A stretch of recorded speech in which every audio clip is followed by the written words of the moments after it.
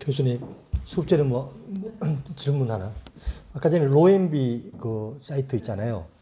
거기 보니까 지금 회원 가입하려고 들어가 보니까 일반 회사원도 되고 학생도 되고 다 되는 것 같은데. 접근할 수 있는 데이터가 있어요. 혹시 이거 가입하셨어요? 로엠비요? 저는 가입을 하는데 할 수 있는 제한의 범위가 있어요. 그럼 전에 저도 한 7년 전에 어떤 분이 이런 관련 얘기를 하더라고. 그 판례들 쭉 묶어서 쉽게 좀 이제 사람들한테 데이터 제공하는 업무를 하려고 했는데 이 변호사만 법률 자문을 할 수 있어서 법적으로 안 된다 이런 얘기를 하더라고. 그거를 제한하는 이유가 뭐냐면 로엠비에 가면 네. 대한민국 검사판장 변호사의 신원이 다 조회가 돼요. 근데 예를 들면 찬우가 서울대 법대 나와서 몇 기 사법고시 출신이면 지금 어디 거몇 기고 이게 다 조회가 그렇지. 돼요. 그래서 개인정보 때문에 변호사나 그런 분이 아니면 거기에 가입했을 때 접근할 수 있는 데이터베이스에 제한이 있다고 하거든요. 근데 판례 대법원 국내 거에서 올해 다 공개될 건데 그거에 대해서 제가 수업 시간에 또 말씀을 드릴게요. 그것도 AI가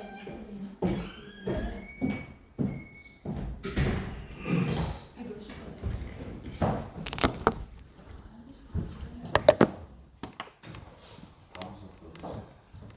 4시부터요?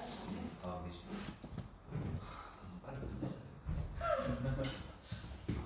30분 일찍 마치셔야 됩니다. 30분 일찍 마치셔야 됩니다. 4시 반에 끝나요. 3시간이요? 너 밥 먹었어? 아, 너 먹었어? 아까 먹었어. 나 너무 잘 먹었네? 부절음진가요? 그건 학과에 할 때 주니까. 또 수업하기 전에 또 하나 좀 제안 드릴게.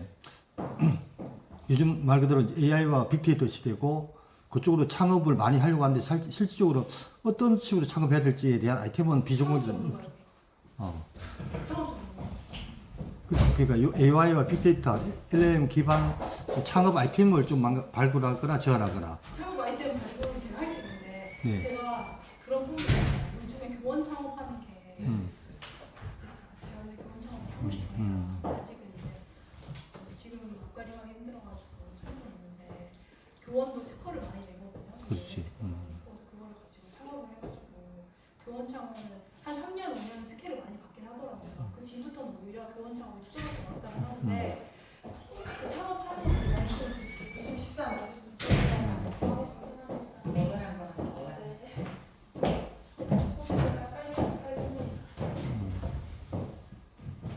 그럼 창업 준비 중에 계신 거예요? 저요? 아니 원업이라고요. 지금 창업 준비까지 할 여력이 안 되고 기술기관 제가 학부학생들한테 엄청 이야기 창업하라고 하거든요. 내가 너한테 얘기했니? 자 말씀드릴게요. 첫 번째 창업은 AI 창업은 옛날에 생각하신 제조 중심이 아니기 때문에 지금 잘 되고 있는 AI 스타트업 보면 처음에 인력이 진짜 필요 없어요. 그렇죠. 그래서 저랑 이제 주로 같이 연구나 과제를 많이 하는 AI 스타트업 회사가 있는데 그 대표님도 따로 계시고 이사님도 따로 계신데 그 이사님이 이제 26살인가 엄청 젊으세요. 그리고 이제 포스텍에서 학석사를 하셨는데 연구도 많이 하시고 사업 수완도 좋으신데 어떻게 시작을 했냐면 포스텍에서 석사를 하시고 원래 거기서 박사를 가려고 그랬대요. 근데 본인이 나는 연구하는 건 좋은데 소위 말해서 신경 교수님이랑 갈등이 많았던 거예요. 그래서 석사를 하고 도망을 나와서 다른 학교 박사 가는 게 쉽지 않았던 거예요. 그래서 내가 이렇게 할 수 있는데 어떻게 해야 될까라고 생각하셔서 창업을 AI 창업을 하신 거예요. 그래서 제가 이제 회사 이름을 얘기해드리면 셀렉트스타라는 회사가 있어요. 제가 봤을 때 셀렉트스타는 곧 엄청 잘 될 것 같기는 해요. 그래서 셀렉트스타라는 회사가 있고 더 유명한 회사 하나가 있는데 업비트가 아니라 뭐죠? 업스테이지라는 회사가 있어요. 자, 업스테이지 셀렉트스타 검색해 보시면 우리 아까 얘기했던 제가 말했던 기관 니아라는 데 있죠. 니아에서 대한민국 데이터와 AI를 관여를 많이 하는 과제를 하고 많이 통제를 하기 때문에 니아에서 운영하는 리더보드라는 게 있어요. 리더보드가 뭐냐? 전 세계, 물론 대한민국에서 운영하는 건 아니에요. 니아도 물론 관련하지만 거기 가보면 매일 랭킹을 내요. 무슨 랭킹을 내냐? 특히 LLM 분야, AI 분야에서 어떤 모델, 어떤 회사나 어떤 연구자가 제일 좋은 성능을 내는지를 매일 자기네끼리 누가 시키지 않았는데 컴피티션에서 검증이 되면 순위가 매일 바뀌어요. 전 세계에서 우리나라 업스테이지라는 회사가 최초로 1등을 했었어요. 지금은 아마 아닐 거예요. 셀렉트스타는 누적 1억 7천만 건의 데이터를 구축해온 그렇죠. 전문성으로 회사입니다. 25만 데이터 소리가 업스테이지 같은 경우 리더보드에서 대한민국, 그러니까 우리나라에서 최초로 랭킹 1위를 해서가지고 지금도 엄청 잘 나가고 그 흔히 이야기하는 AI 탑 컨퍼런스에 매년 네이버랑 3-4개씩을 쓰세요. 그 다음에 제가 이제 주로 많이 하는 셀렉트스타 같은 경우도 AI 스타트업인데 처음에 3명이서 시작을 했어요. 지금 한 180명 정도 규모가 될 거예요. 거기 있는 분들 대부분 석박사긴 하세요. 그래서 AI 연구 엄청 많이 하시면서 무슨 사업을 하냐. 자, 처음에는 셀렉트스타에서 뭐 있냐면 데이터 라벨링부터 시작했어요. 데이터 라벨링이 뭐예요? 수치 부여하는 거. 수치군요. 더 쉽게 말씀을 드리면 우리 지도학습하거나 처음에 머신러닝 할 때 이거 종이 데이터에 이거 보드마카 네이밍 하는 거 라벨링 하던 회사였어요. 이거 단순 노동이에요, 아니에요? 단순 노동이죠. 단순 노동이었어요. 그래서 예전에는 셀렉트스타가 자기네가 주력 사업을 못하고 이런 거를 주는 금융거시, 소위 말하는 신한은행 이 정도의 대기업에서 AI 구축 사업을 하잖아요. 은행권, 금융권 AI 사업 많이 하니까 신한은행 자체 AI 구축 사업을 하려고 사업이 시작이 되면 제일 먼저 뭘 할까요? 개발하려고 하는 연구자나 회사에서 신한은행 들어가서 제일 먼저 뭘 볼까요? 그쵸. 데이터를 까보겠죠. 자, 그래서 신한은행에 갔어요, 제가. 근데 제 경험을 금치 못하는 일이 생기는 게 뭐냐면 계약을 할 땐 그래요. 신한은행에서 우리는 데이터를 일찍이 소위 말하는 디지털 트랜스포메이션을 일찍이 전사적으로 했기 때문에 데이터가 잘 가공이 돼 있고 정의가 구조가 잘 돼 있으니 데이터를 구축하고 데이터 구조화하는데 교수님 시간이 얼마 안 걸릴 거예요 라고 하고 들어가요. 자, 들어가 보면 무슨 일이 생길까요? 소위 말하는 개판의 데이터가 판을 치고 있어. 자, 그러면 이제 무슨 얘기까지 나오냐? 계약을 파기할게요. 이거는 4기회부터까지 시작이 되는 거예요. 그래서 이제 한번 그렇게 시행착오 거치고 나면 그 다음부터 그렇게 계약을 안 하는데 그때는 신한은행 저희 영어팀도 처음에서 다들 믿고 들어갔는데 그렇게 하면 사업기간이 1년 2개월인데 1년 동안 데이터만 우리가 가공하고 데이터 라벨링 전제화하다가 끝나기 때문에 그들이 원하는 AI 라그 같은 거 구축하는 거 어림도 없어요. 즉 떡볶이를 만드는 건데 떡만 뽑다가 떡 반죽만 하다 사업이 끝나는 거예요. 그러면 저희도 사업을 달성을 못하는 거기 때문에 저희도 사기가 되고 문제가 생기기 때문에 그 당시 여러 가지 문제가 있었는데 그래서 셀렉트스타가 원래는 뭐 하는 회사였냐면 AI 회사로 시작이 됐지만 AI를 구축할 수요가 그때는 없었어요. 그래서 그런 신한은행으로부터 하청을 받는 거예요.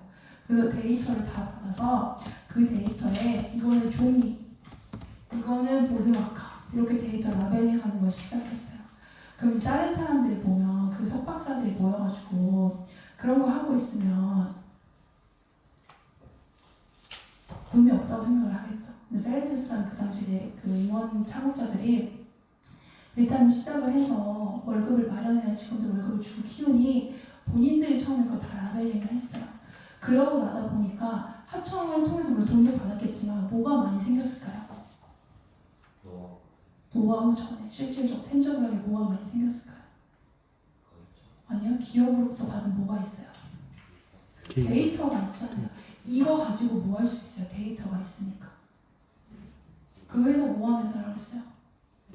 AI 모델을 만들 수 있는 자산, 소위 말하는 제일 중요한 자산을 얘네는 엄청나게 구축한 거예요. 그래서 그거 가지고 지금 뭐 합성 데이터를 만들고 여러 가지 AI 구축 사업에서 엄청 잘 되고 있는데 그래서 AI 창업으로 돌아가면 지금 제가 학부 학생들한테 얘기하는 게 뭐냐면 특히 경영학 학생들은 본인이 기술 개발을 못하니까 창업을 못할 거라고 생각하거든요.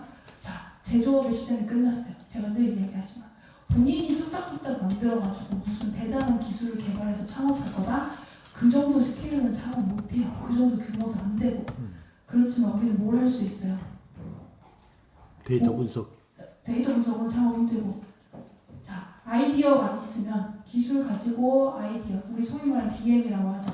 비즈니스 모델이 있으면 그 개발은 누가 하면 돼요? 창업팀의 개발자 엔지니어를 넣으면 돼요.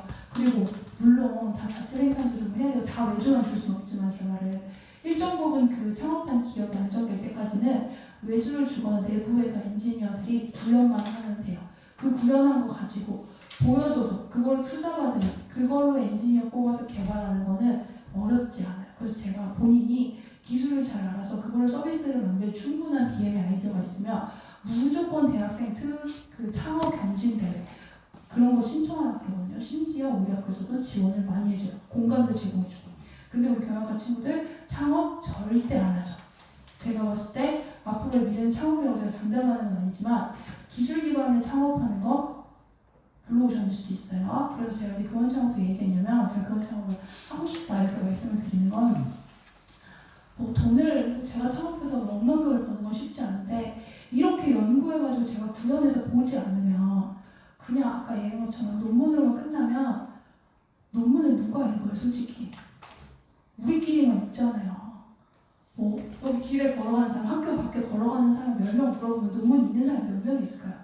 없어요. 그러니까 나 좋은 일만 하기엔 너무 아쉬우니까 이걸 꼭 팔아서 제가 뭐 억만장자 되겠다는 게 아니라 창업을 해서 이거를 개발을 해서 내가 이걸 학교에 이전을 시키든 아니면 어디에 주든지 뭐 하든지 간에 이걸 구현해보고 싶은 그런 욕심이자 그런 뭐랄까 꿈이 있긴 해서 제가 교원 창업 말씀드린 건데 그래서 AI로 창업을 하시겠다 하면 창업할 수 있는 건 많아요. 근데 다만 이제 너무 많이 창업이 돼서 남과 다른 거 하는 건 쉽지 않아요. 그렇다고 해서 다시 제 원론으로 돌아가서 우리가 어떤 기술을 없는 AI 기술 개발 만드는 건 쉽지 않아요. 그래서 창업을 생각하시고 계시면 혼자는 제가 봤을 때 힘드시고 좋은 BM을 만드세요. 좋은 BM을 만드셔서 좋은 팀을 꾸리셔서 창업을 하시는 건 추천을 드려요. 그리고 AI 창업한다 그러면 지금 나라에서 엄청나게 많이 지원해줘요. 잘 아시고 많이 도움이 되실 거예요. 그래서 학교도 많이 지원해주고 특히 이제 딥테크라고 하죠. 10개의 핵심 기술에 대한 거 가지고 계시면 더 많이 지원받으실 수 있어요. 그래서 지금 우리 경영학과 선생님들은 절대 본인들은 특허 못 내실 거라고 하잖아요. 특허는 기술 개발해야지만 된다고 생각하시니까 기술 개발하지 않아도 저도 특허가 대여섯 개가 등록되어 있어요. 즉 BM 가지고도 BM 특허가 나요. 기술 개발 서비스 가지고 그래서 본인이 생각하시는 게 있으시면 무조건 특허를 내세요.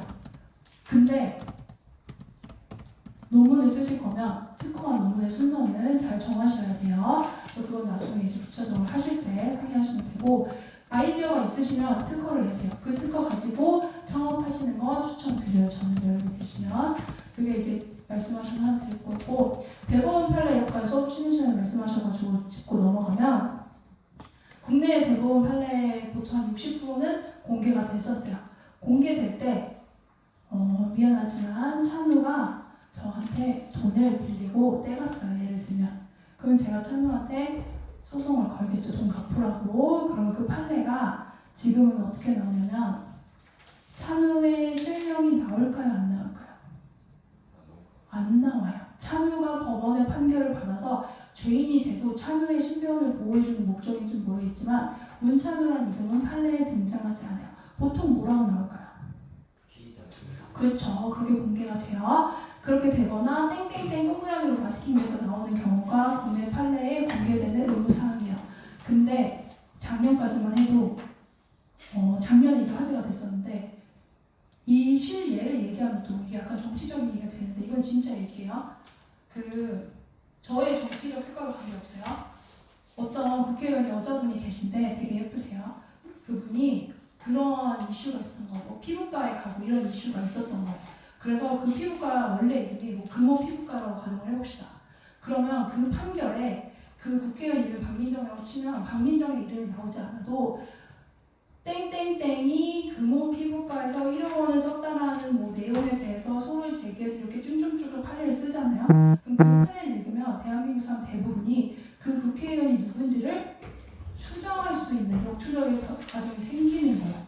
그래서 지금은 문제가 보이는 첫 번째는 그 판례에 공개된 거에서 개인정보라고 볼 수 있는 피고인, 피의자 이런 이름을 다 어떻게 마스킹했을까요?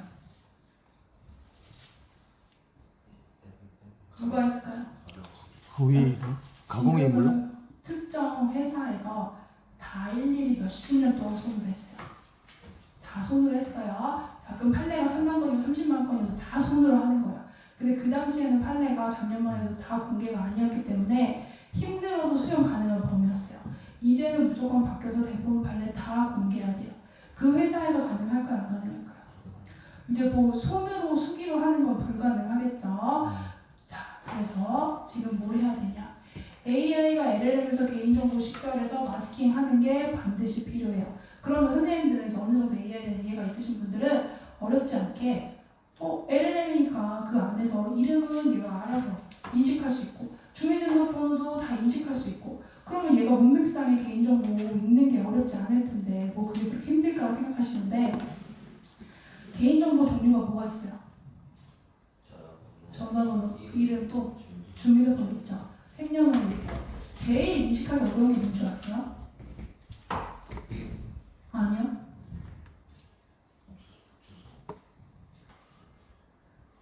저 옛날에 얘기했던 것 같은데 첫 번째 생년월일. 생년월일 왜 어려울까요? 그 사건 나이대가 들어. 아니요. 표기 방법이 너무 다양해요. 그러니까 제 생년월일 말고 자, 몇 년도 몇 월에 며칠이세요? 예를 들면 2025년 예를 들면 8월 14일이니까 2025-0314라고 그냥 생년월일 표기하는 경우가 있고 2025-03-14 표기하는 경우가 있고 2025점 찍는 경우도 있고 맞아요. 앞에 0314에 0을 안 쓰고 3월을 쓰는 사람도 있고 너무 다양해요. 그전에는 이게 표기가 일치되면 우리가 잘 아는 룰베이스 규칙 기반으로 뭐 앞에 6자리 뒤에 7자리는 주민등록번호야. 이것만 우리가 학습을 시키면 100% 주민등록번호 찍었거든요. 생년월일 표기 방법이 달라서 얘가 컨텍스트 상에서 100% 읽지 못하면 생년월일 마스킹에 오류가 반드시 생겨요. 그 다음에 두 번째 또 뭐 있을까요? 전화번호도 지금 거의 다 가능해요. 안 되는 거 있어요. 선생님들 아마 제가 봤을 땐 다 다르고 여러 개 있으신 분도 있고 회사마다 달라요. 제가 얘기했던 것 같은데 아니요? 계좌번호가 있죠. 계좌번호 저는 국민은행에 쓰거든요. 그러면 쭈루루 뭐 6자, 2자, 뭐 6자 이렇게 쓰고 자 기업은행은 또 뭐가 나와요? 카카오랑 계좌번호 전화번호를 쓸 수 있는 경우 있죠. 그럼 얘가 계좌번호를 인식을 못해요. 신한은행 같은 경우 계좌번호 어떻게 써요? 뭐 3자리, 3자리, 6자리가 쓰거든요. 다 달라요. 100% 컨텍스트 문맥 기반으로 LLM을 못 읽으면 판례에서 지금 개인정보 탐지가 100% 안 될 거라는 게 지금의 가정이에요. 자, 그럼 어떻게 해야 될까요?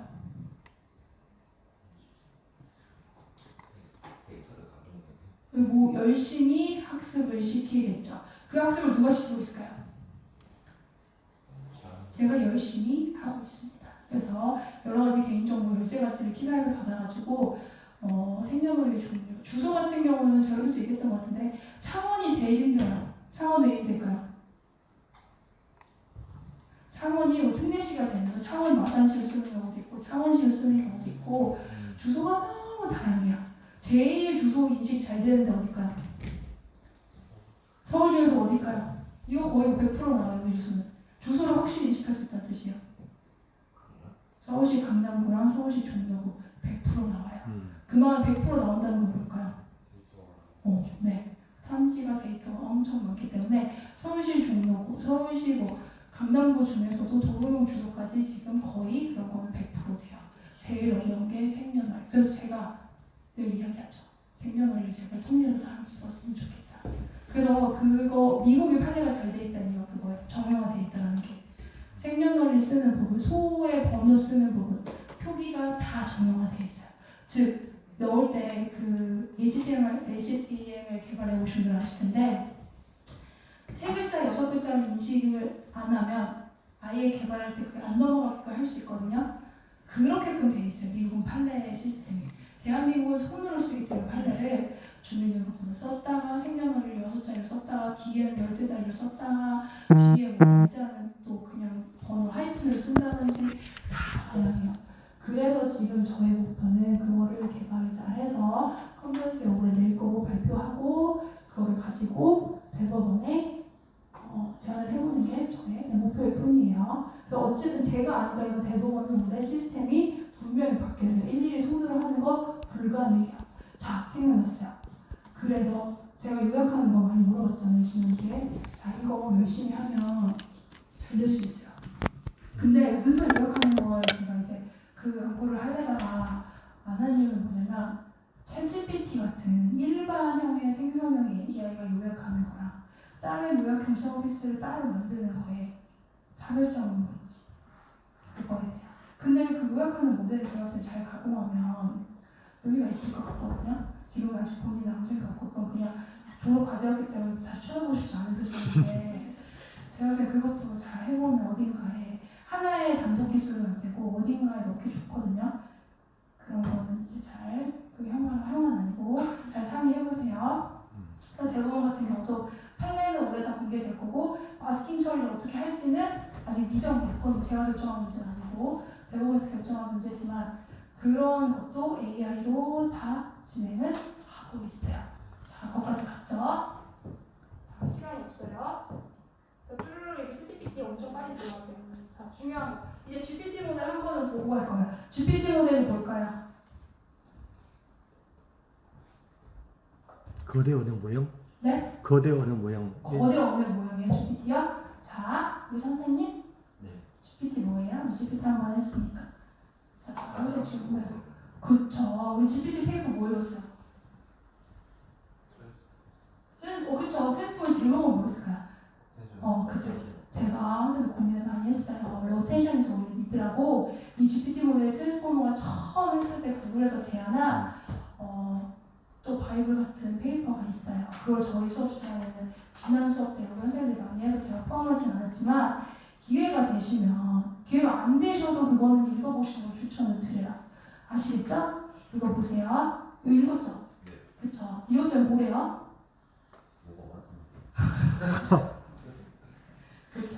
이렇게 트랜스포머를 우리 또 다시 하기는 어려운데, 자, 트랜스포머 좀 하긴 할 거예요. 자, GPT는 언제 많이 말씀하세요? 뜻을 알아보고 전 GPT 어디에 있어요? 제 GPT에 있죠. 그래서 대부분 생각하시는 게 GPT를 오픈AI가 만들었다고 생각을 하세요. GPT는 누가 만들었을까요? GPT에 대한 트랜스포머를 처음 제안한 Attention is all you need라는 페이퍼를 보면 구글의 리서처들이 썼어요. 그때부터 이제 오픈AI에서 이 트랜스포머 모델을 가지고 만든 다음에 자기네 서비스 이름을 그냥 챗GPT라고 이름을 잘 지은 거예요. 제가 오픈AI 대표였으면 이름을 이렇게 짓지 않았을 거예요. 왜 그랬을까요? 모르겠어요. 우리 좋은 것도 있고 뭔가 구글 좋은 일 시켜주는 것 같기도 하다가 구글이 불쌍해지는 것 같기도 하고 여러 이유가 있지만 GPT는 뜻으로부터서 우리가 하나씩 해보면 사전 학습된 일반적인 트랜스포머 모델이란 거예요. 선생님들 사전 학습됐다라는 건 뭐예요?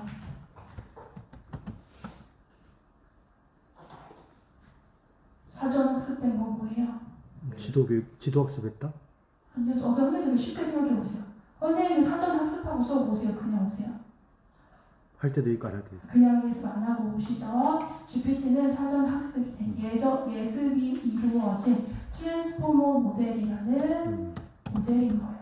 이거를 가지고 우리가 오늘 그렇게 이야기하는 챗GPT를 만들 건데,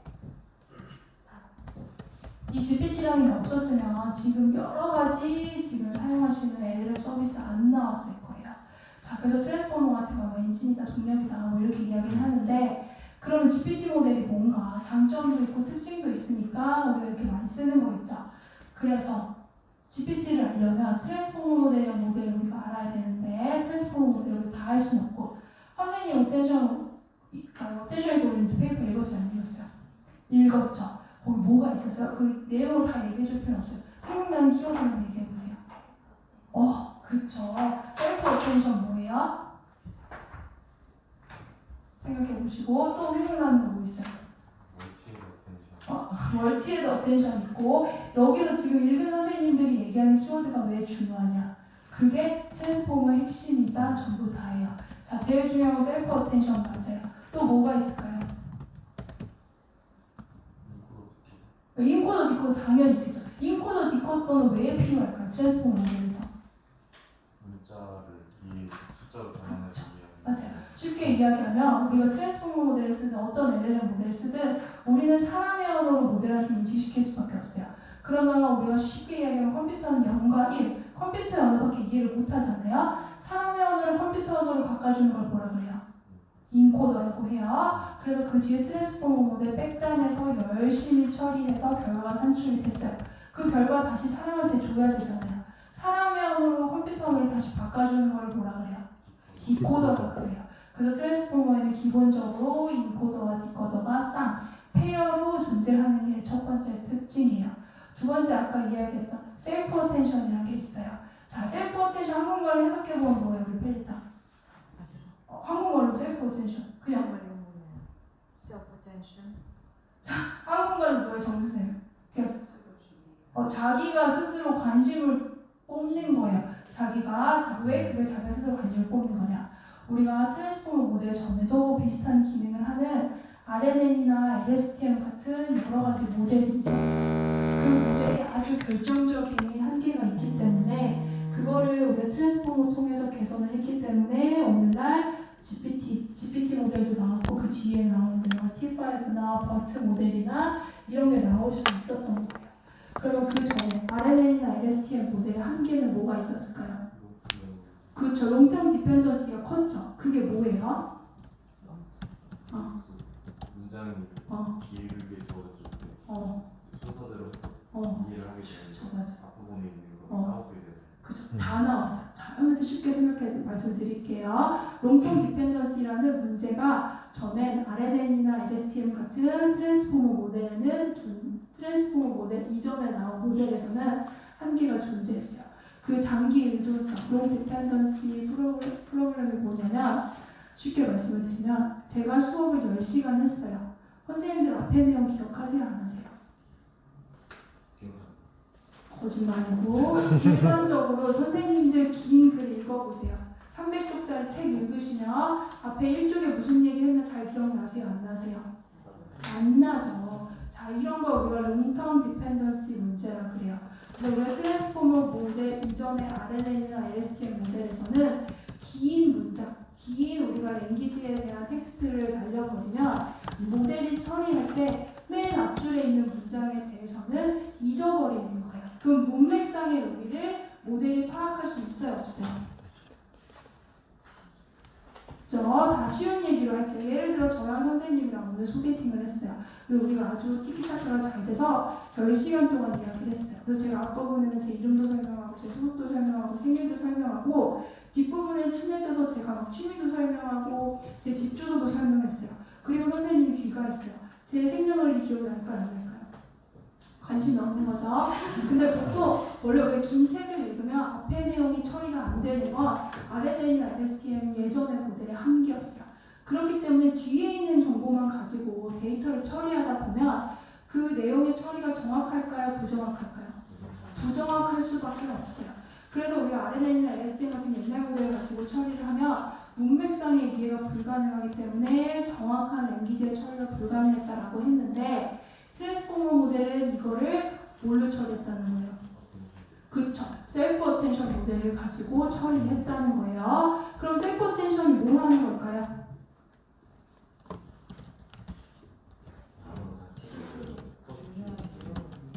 뭐 다 맞는 얘기 같긴 하지만 자, 이거 선생님들 제가 10시간 수업했어요. 앞에 5시간은 쓸데없는 얘기만 했어요. 뒤에 5시간 수업에 대한 중요한 얘기만 했어요. 선생님들 뭐만 기억하시면 돼요? 저는 다 중요한 얘기만 해요. 그렇지만 선생님들은 중요한 뒤에 내용 5시간만 기억하시면 되잖아요.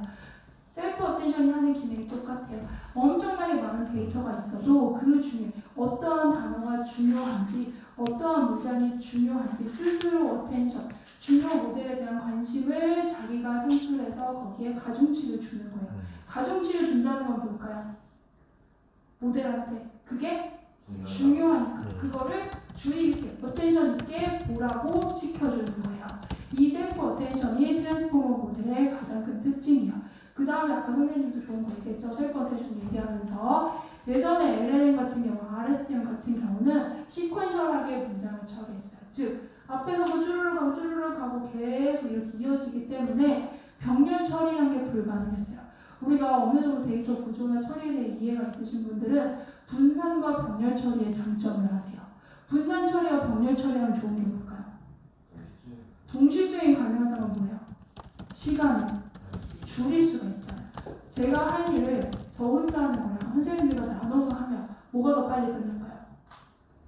나눠서 하면 우리가 과학적으로 빨리 끝난다라고 하죠. 똑같아요. 우리가 트랜스포머 모델에서는 기존에 안 됐던 RNN이나 LSTM에서는 시퀀셜하게 연속적으로 처리했기 때문에 굉장히 데이터가 많아질수록 시간이 오래 걸리고 처리해야 될 양도 많아지기 때문에 훨씬 더 속도가 떨어졌는데 트랜스포머 모델은 우리가 병렬을 처리할 수 있기 때문에 빠르게 처리할 수 있고 플러스 셀프 어텐션이라는 기능을 사용해서 각 문장, 각 텍스트에서 중요 단어를 스스로 엑스트랙트 추출해서 가중치를 부여하기 때문에 모델이 중요한 단어를 가지고 잘 빠르게 처리할 수 있다는 거예요. 그래서 제가 이거 쉬운 말로 설명을 드릴 때 뭘로 비유하냐면 기억나세요?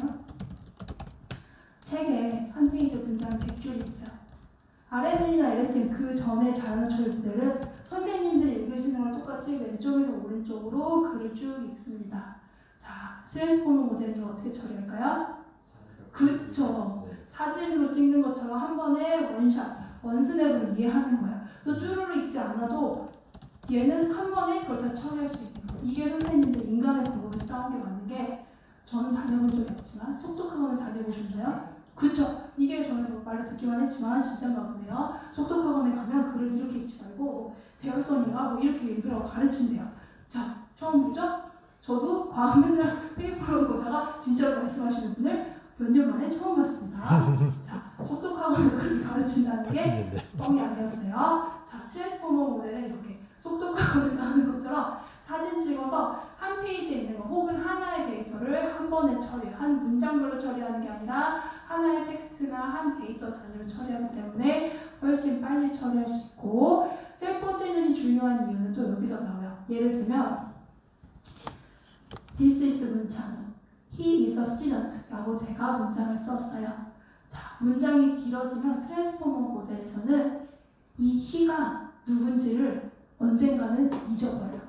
왜냐하면 he가 문찬우라고 대명사 받는 걸 맨 처음에 선언하고 쭈루루 책 한 권이 끝날 때까지 문찬우가 he라는 걸 다시 선언하지 않고 he is a student, he is a boy, he is a 몇 years old 이렇게 계속 쓰다 보면 결국엔 he가 누군지를 나중에 잊어버리거든요. 즉 정확한 어텐션에 대한 처리가 안 되는데 우리가 트랜스포머 모델에서는 중요 단어 어텐션 처리를 통해서 he랑 문찬우가 같은 사람이라는 거, 대명사라는 걸 인식할 수 있는 가중치를 주기 때문에 훨씬 정확하게 문장이 길어져도 문맥상의 의미를 가지고 데이터 처리가 가능하다는 게 트랜스포머 모델의 가장 큰 특징이에요.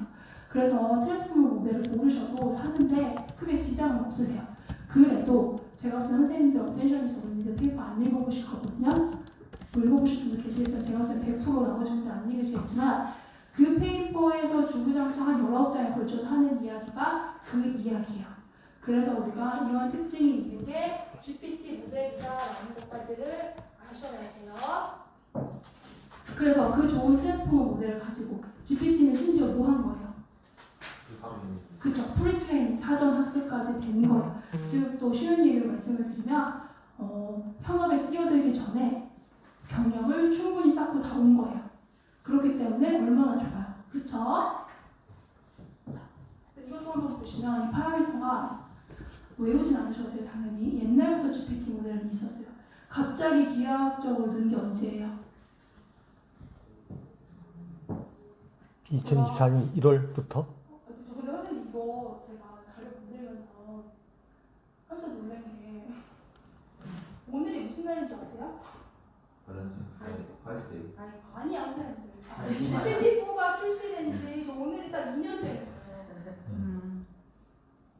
그렇죠. 그래서 우리가 작년에 수업할 때는 11월에 제가 GPT 3.5 그 얘기를 했을 거예요. 오늘이 그때가 3년째인가 그래서 그래서 이런 게 주식시장에 가면 뭐가 되는 거예요? 호재. 이때부터 파라미터가 확 늘거든요. GPT-4부터. 이 파라미터 수는 왜 중요할까요? 모델에서. 크기 그래서 모델이 크게 커지는 건 뭐예요? 정확히. 모델을 이해하는 능력이 좋아져요. 그렇죠. 우리 수업에 전문가가 5,000명이거나 5억 명 있는 거야. 누가 더 일을 잘할까요? 5억 명 있는 게 좋겠죠. 그러면 선생님도 쉽게 생각해 보시죠. 무조건 모델의 파라미터 다 때려 넣으면 좋은 모델일 텐데 왜 지금 5천억밖에 안 넣었을까? 그리고 심지어 지금 4 옴니, 4 옴니에서는 왜 우리가 파라미터 수가 줄었을까요? 새로 나온 건데. 하드웨어 연산 처리가 또 최적화. 최적화하려면 뭐 해야 돼요? 더 원론적으로 선생님 말씀대로. 돈이 잘 들죠. 볼까? 파라미터 수가 많으면 처리하는데 속도가 늦어질 수밖에 없어요.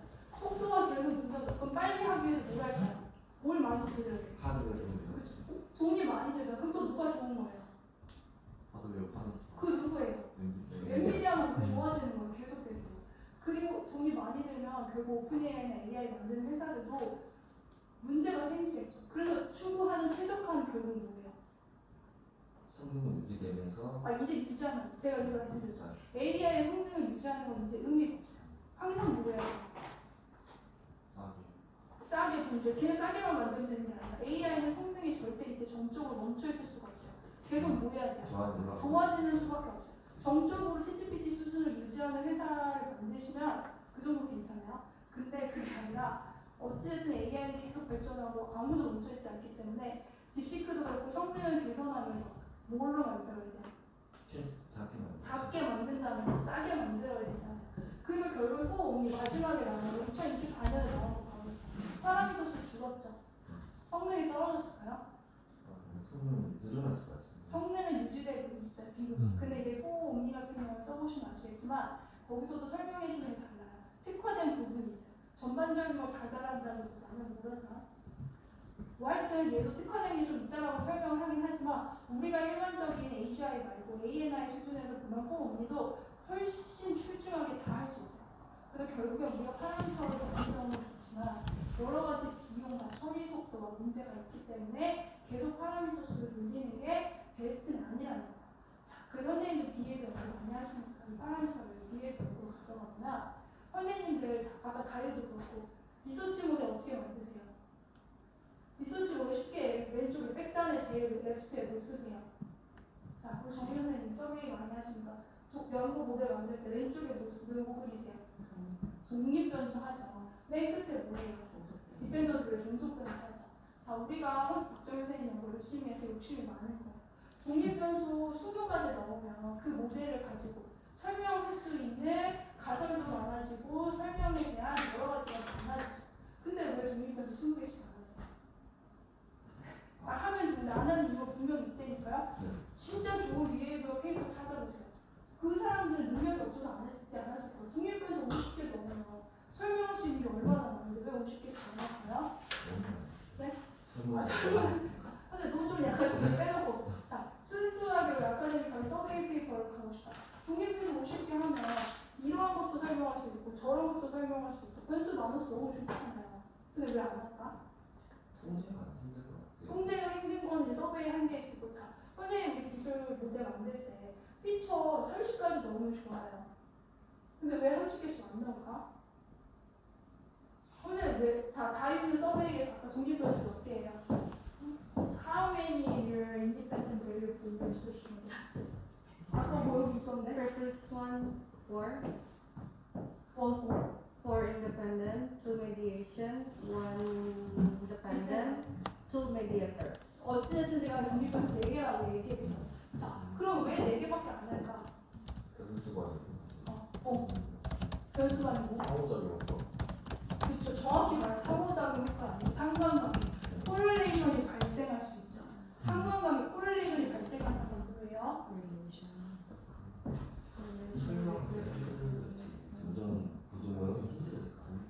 선생님 이거예요. 첫 번째 변수가 인간인지 아닌지를 유무를 하는 거예요. 예스랑 노밖에 없겠죠. 두 번째 변수에 남자, 여자를 구분하는 거예요. 세 번째는 예를 들면 에이지를 우리가 카테고리컬하게 10대, 20대, 20대, 30대 이런 식으로 에이지를 썼어요. 네 번째 근무공대 소속 의무를 했어요. 자, 우리 찬우 같은 경우를 해봅시다. 인간이에요, 아니에요? 인간이 남자예요, 여자예요? 남자. 뭐 20대, 30대 근무공대 소속이죠. 찬우는 이 독립변수 한 레벨에서 네 가지의 변수에 다 포함돼요. 그러면 찬우라는 한 응답자가 여기 네 개의 독립변수에서 독립성을 가져야 안 가져요? 그쵸, 상관관계 발생하죠. 선생님이 잘 생각하셔야 되는 게 이게 왜 이름이 인디펜던트 베리어블이 있어요? 왜 독립변수가 있어요? 그쵸, 독립적으로 움직여야 돼요. 종속 변수는 왜 디펜던트 베리어블이 있어요? 뭐에 종속적이어야 된다는 거예요? 그렇죠. 그래서 우리가 보면 독립변수를 30개하고 50개 하면 가설도안이 나오고 내가 연구를 설명할 수 있는 게 너무 많은데 코렐레이션 문제가 생기기 때문에 코렐레이션이 없는 상태에서 독립변수를 구성해야 되는 거고, 두 번째, 독립변수가 너무 많아지면 모델에 뭐가 떨어져요? 신뢰성을. 정확한 질문. 적합도를 다시 말하면 선생님들 비례 연구하시는 분들 페이퍼에 항상 멘션하실 거예요. R스퀘어 값 보시고 뭐 쓰세요? 그거 뭐예요? R스퀘어 보시고 모델에 뭐예요? 보통 사회과학적으로 R스퀘어 값 기준이 얼마예요? 0.6? 아니 60%씩 가면 진짜 이런 모델 그거 힘들어요, 사회과학적으로. 0.3? 아니. 0점대 절대 아니고 누가 0점대로 시작했어요? R스퀘어 값은 모델의 우리가 설명량이라고 하죠. 이 하나에 내가 리서치 모델 만들어서 검증했는데 그 모델이 전체 데이터셋에서의 리서치 모델을 얼마나 설명할 수 있는지에 익스플레이너빌리티 얘기를 해주는데 그게 60%씩 나오면 전체 일반화했을 때 60명, 전체 100명을 해주면 60명씩의 설명력이 있는 거기 때문에 그 모델은 거의 일반화가 다 된 거예요. 정말 좋은 모델이에요. 그런 사회과학 페이퍼에서 R스퀘어 값 없이 60% 나오는 거 있으면 좀 보내주세요. 자, 없어요. 사회과학적으로 R스퀘어 값으로 우리가 연구에서 허용 가능한 범위가 얼마큼이냐면 보통 13%에서 17%예요. 이건 제가 정한 게 아니라 아주 고전적인 그 비헤이비어 모델 페이퍼 보면 R스퀘어 값은 사회과학적으로 이 정도 통용이 돼야 우리가 모델에 설명력이 있다라고 이야기를 하는 게 13%의 기준이에요. 근데 이렇게 독립변수가 나오면 13%까지 나오는 게 불가능해요. 왜냐하면 너무 많은 변수를 설명해야 되는 게 많기 때문에 모델의 적합성이 떨어질 수밖에 없기 때문에 설명력이 확 떨어지죠. 그래서 만약에 본인이 연구하셨는데 R스퀘어 값이 엄청 높이 나온다. 어떻게 하시면 돼요? 0.6이 나오면 논문을 보시고 그냥 그 연구를 적으시면 돼요. 아시겠죠? 0.6을 R스퀘어 값을 이걸 우리가 AI로 가져오면 이걸 해결하기 위한 AI를 가져오면 설명력을 부과하는 그렇죠. 익스플레이너빌리티 AI, XAI라는 게 있는데 그건 나중에 제가 기회가 되면 설명드릴 건데 중요한 거는 GPT에서도 파라미터 수가 중요하고 무조건적으로 파라미터를 늘릴 수가 없는 게 기술적인 한계라는 거예요. 그래서 오픈 AI가 있고 구글이 있고 엔트로피가 있어요. 선생님들 여기서 사용해보신 거 이밖에 없어요. GPT밖에 없고 원래는 재미난 거죠. 재미나해가지고 할 GPT가 근데 유료를 써야 되니까 그렇죠. 저도 그래서 쓰긴 쓰는데 이거 말고 퍼플렉시티라는 것도 있어요. 들어보셨어요? 네. SKT를 쓰면 퍼플렉시티가 무료라고 하더라고요. 저는 SK가 아니지만 그것도 재학생들이 엄청 많이 쓰고 재학생들도 많이 쓰는 게 그 국내에서 만든 거. 리튼이 좋나요, 선생님? 저는 리튼 안 써봤어요. 저도 아직 리튼 써보셨구나. 그쵸. 역시 영화 선생님 공대로 리튼 쓰면 좋아요? 왜요? GPT가 더 그래? 리튼 어때요? 두개 중에 두 개 다 써봤는데 GPT가 그냥 쓰다가 익숙해져서 그런지 안 쓰게 됐다. 근데 이게 선생님들 기술에 어쨌든 트랜지션 전효과긴 한데 저도 GPT를 무료로 쓰고 GPT가 편하게 챗GPT만 쓰거든요. 근데 또 요즘에 그런 게 있더라고요. 그런 거 강의도 많이 하시잖아요. 나가보면 그 구청 같은 데서 생성형 AI를 잘 쓰려면 필요에 따라서 챗GPT도 쓰고 클로드도 쓰고 퍼플렉스도 쓰고 다 기능에 맞게 쓰라는 거예요. 근데 그게 이론적으로 보면 맞아요. 왜냐? 지금은 우리가 AGI까지 올렸잖아요. 그래서 모든 거를 생성형 AI가 잘할 수 없어요. 특화된 게 각각 있거든요. 그래서 예를 들면 제가 이제 클로드는 꼭 말씀드리고 싶은 게 코드는 선생님들 제가 볼 때 이것만 한 게 없어요. 그래서 저도 이제 완전 하드 코딩 할 때는 클로드를 쓰는데 저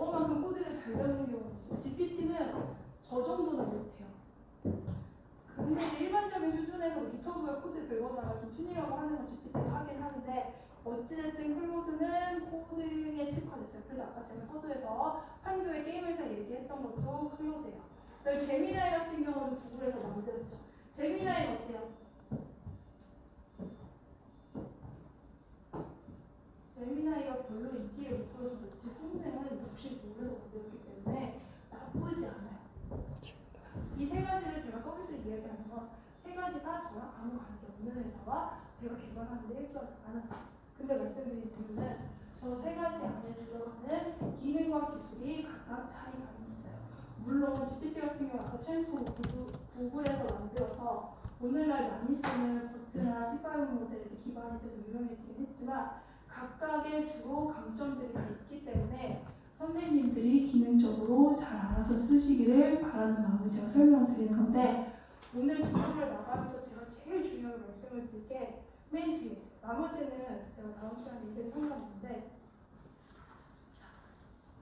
선생님 페이퍼 찾을 때 어떻게 찾아요? 어디서 찾아요? 구글에 그럼 구글 스칼라에 찾겠죠? 자, 이거 왜 말씀드리냐면 그 AI 아까 제가 말씀드린 것처럼 계속 뭐가 나오고 계속 생기잖아요. 그럼 예를 들어 오늘 수업을 듣고 정 선생님이 너무 감명을 받아가지고 셀프 어텐션에 대한 트랜스포머에 대한 공부를 하시고 싶으신 거예요. 그럼 공부 어떻게 하실까요? 저는 어떻게 본인 스타일 말씀하시면 AI에 제가 생각하는 주제의 문을 찾아달라고 이야기를 해요. 훌륭하시네요. 근데 이제 저렇게 하시기까지 좀 시간이 많이 걸리고 대부분 잘 안 찾아보시긴 하는데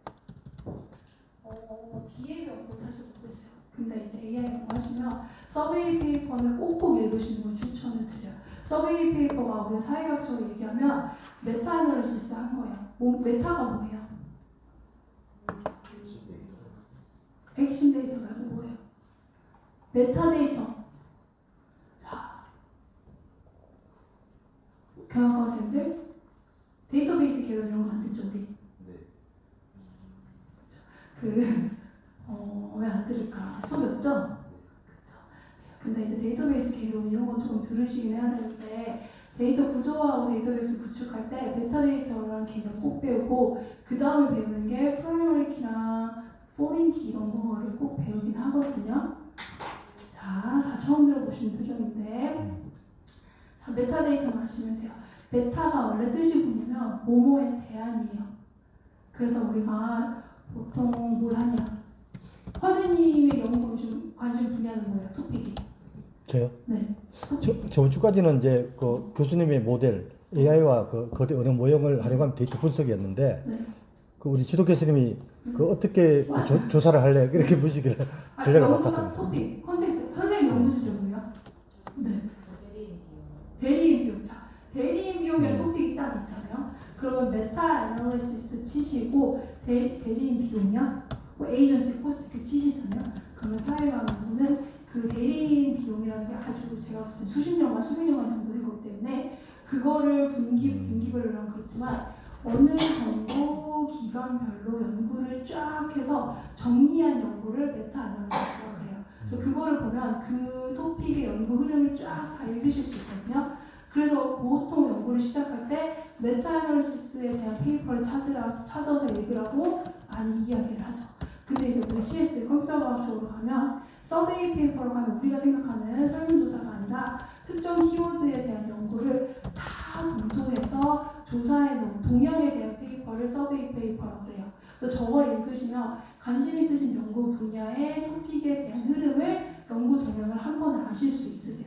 그래서 예를 들어서 오늘 수업 끝나실 때 선생님들이 트랜스포머에 대한 관심이 있으시다 하면 트랜스포머의 물론 그 어텐션에서 올리는 페이퍼는 당연히 있지만 그거와 관련된 연구를 다 읽으시려면 죽을 때까지 그것만 읽으셔도 못 읽으세요.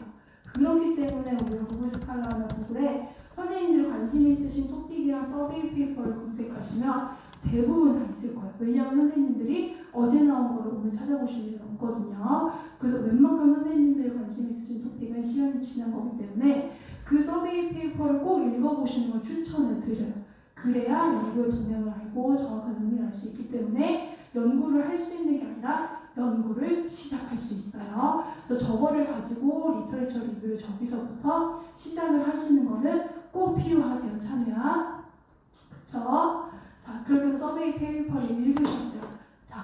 다음에 선생님들 페이퍼 어떻게 읽으세요?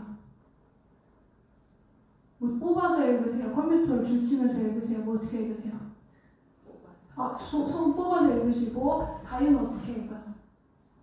How you read your article? A lot of research. Print out or use your device. Depends if I want to print, but if only use device. You use your device. 자, 선생님 뽑아서 읽으시죠. 네, 하드. 보고 두번 볼 때는 보고 선생님은 저는 패드로. 태블릿 그쵸? 다 다르죠. 자, 선생님들 그렇게 읽으시는 방법이 여러 가지겠지만 노트북 LLM이라고 아세요? 노트북 LLM이라고 들어가 보세요. 자, 선생님들이 연구를 물론 이것도 제가 고민을 많이 해서 슬라이드 넣진 않았는데 이게 나쁜 건 아니에요, 선생님들. 근데 이제 제가 슬라이드 안 넣은 건 그런 분들이 계세요. 아직 그 논문을 처음부터 끝까지 레퍼런스까지 다 줄치면서 다 읽어야지 요령을 피우면 안 된다라고 하시는데 AI 분야는 특히 페이퍼가 너무 많아요. 그래서 그거를 처음부터 끝까지 다 읽으시려고 하면 연구를 못 하세요. 그래서 노트북 LLM이라는 걸 들어가서 가입하시고 유료 결제 안 하셔도 논문을 읽으실 때 아웃라인을 파악하는 거를 생성형 AI가 도와줍니다. 그래서 이것만 요령껏 읽으라고 하는 건 아니고 논문을 많이 읽어야 되기 때문에 주요 내용을 선생님들이 개괄적으로 파악하시고 그 내용을 가지고 이게 정말 나한테 필요한 연구라고 판단이 되시면 그때부터 논문을 뭐 프린트아웃을 하시든 파일을 받아서 태블릿으로 보시든지 간에 전체 논문을 살펴보시면 돼요. 지금도 저는 사실 이제 앱스트랙을 보고 그 논문을 잘 읽을지 안 읽을지를 검토를 해요. 그 다음에 특히 AI 페이퍼는 메소로지를 보거나 모델을 보고 결과를 본 다음에 이제 다 읽을지 말지를 결정을 하는데 그거를 대신 해주는 게 노트북 LLM이에요. 선생님들이 저렇게 구글 스칼라에 토픽 검색해서 모든 페이퍼를 다 읽으시면 불가능해요. 그 중에 쓰잘데기 없는 페이퍼도 있고 검증되지 않은 페이퍼도 많기 때문에 그 페이퍼를 내가 뭐를 열심히 읽을지를 셀렉하는 과정에서 노트북 LLM 서비스를 활용하시는 걸 추천을 드려요. 근데 이제 이게 잘 활용하시면 되는데 이거에 의존해서 읽으라고 말씀을 드리는 건 아니에요. 그래서 이거를 잘 활용을 하시면 개괄적으로 내가 어떤 논문을 읽을지 안 읽을지를 아웃라인을 파악하시는 게 좋고 두 번째, 걔가 질문도 잘해줘요. 내가 논문을 읽었는데 그 질문에 답을 못 찾는다. 논문 다시 읽으셔야 돼요. 노트북 LLM이라는 논문을 읽는 도와주는 프로그램도 있기 때문에 잘 활용을 하셨으면 하는 마음에 제가 슬라이드에 넣지 않았지만 설명을 드리는 거고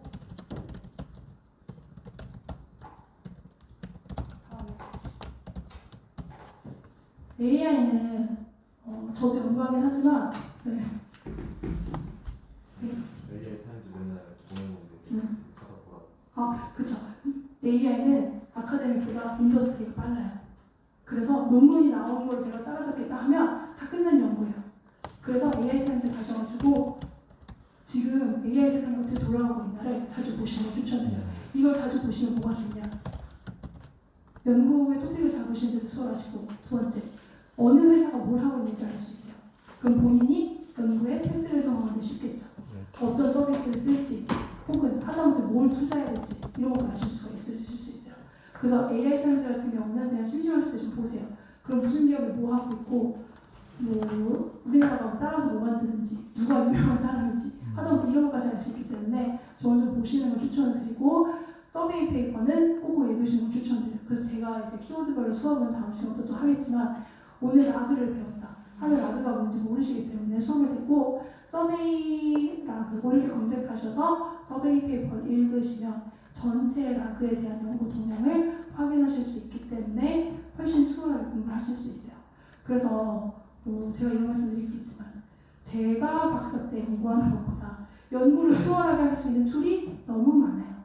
그래서 그거 잘 활용하시면 훨씬 연구 효율적으로 하실 수 있으니까 이렇게까지 제가 말씀을 드리는 건 페이퍼를 많이 읽으라고 제가 말씀을 드리는 거예요. 그래서 요거는 꼭 기억을 하시고 오늘 멀티모달이랑 COT랑 인컨텍스트 원리 이걸 다 해야 되는데 이거부터는 다음 시간에 할게요. 이거 프롬프트 엔지니어링은 다음 시간에 꼭 할 건데 이걸 왜 하냐면 제가 잊어버려서 말씀을 드려요. 이 프롬프트 엔지니어링 스킬을 아셔야 연구 문제를 쓰실 수가 있어요. 연구 문제를 주구장창 아주 막 광범위하게 써오시는 분들이 계시는데 중간고사 때 그거를 방지하기 위해서 이걸 하는 거기 때문에 다음 시간에 프롬프트 엔지니어링 스킬부터 진도를 나갈게요. 자, 그래서 제가 추적 체크를 한번 할게요 오늘.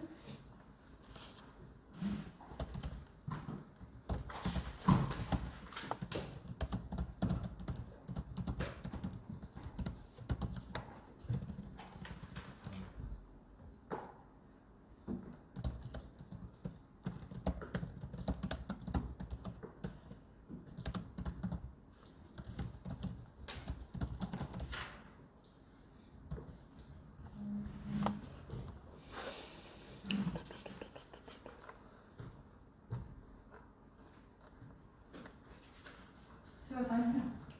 그리고 다음 주에 뵐 건데 다음 주에 수동 선생님이랑 수영 선생님 페이퍼 준비 잘 하셔가지고 다음 주에 뵙겠습니다. 자, 고생하셨어요. 질문 있으세요? 질문 있으시면 저한테 개별적으로 하시는 걸로. 다음 주에 뵙겠습니다. 수고하셨습니다.